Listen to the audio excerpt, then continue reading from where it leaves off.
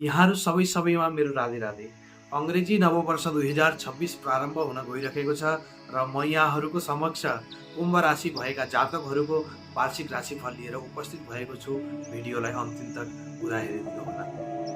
कुम्भ राशि भएका जातकहरूको पारिवारिक जीवन मध्यम नै रहनेछ।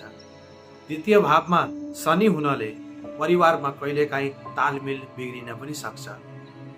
तर द्वितीय भावको शनिले एक अर्कालाई ख्याल राख्ने पनि काम गर्छ। कुम्भ राशि भएका जातकहरूको 2026मा स्वास्थ्य कमजोर नै रहनेछ। हजुरको लग्न अथवा राशिको स्वामी शनि द्वितीय भावमा विराजमान हुनाले साढे सातीको स्थिति पनि बनेको छ।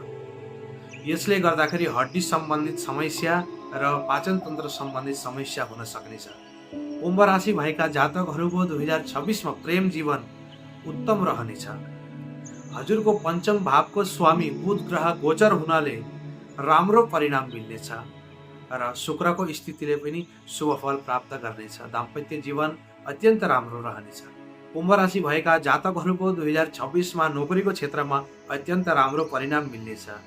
तर प्रथम भावमा राहु केतुको प्रभावले गर्दाखेरि कार्यक्षेत्रमा आफूलाई राजनीतिबाट बचाउनु पर्ने हुन्छ।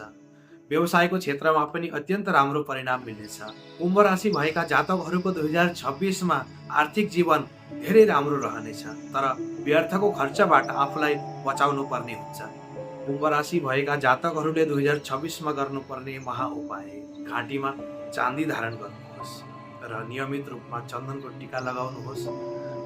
साधु सन्त ब्राह्मणहरूलाई आदर सत्कार गर्नुहोस्। नुहाउने पानीमा 1 चम्मच काँचो दुध हालेर नुहाउनुहोस्। यसले गर्दाखेरि हजुरको जीवन सफल बन्नेछ। यो भिडियो मन परेमा आफ्नो प्रतिक्रिया दिएर धेरैभन्दा धेरै सेयर गरिदिनु होला।